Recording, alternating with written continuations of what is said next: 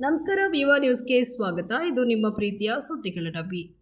ಕ್ಯಾಬ್ಗಾಗಿ ಕಾಯುತ್ತಿದ್ದ ಯುವತಿಗೆ ನಿನ್ನ ರೇಟ್ ಎಷ್ಟು ಅಂತ ಕೇಳಿದ ಕಾಮುಕ ಅರೆಸ್ಟ್.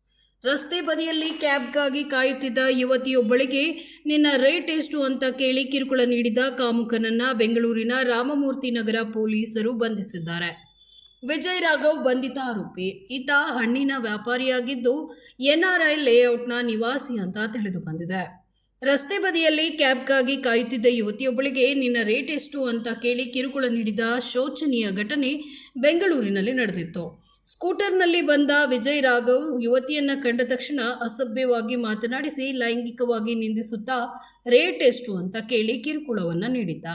ಘಟನೆಯಿಂದ ಧೃತಿಗೆಡದ ಧೈರ್ಯವಂತ ಯುವತಿ ತಕ್ಷಣವೇ ತನ್ನ ಮೊಬೈಲ್ನಲ್ಲಿ ಕಾಮುಕನ ಕೃತ್ಯ ಸೆರೆ ಹಿಡಿದಿದ್ಲು.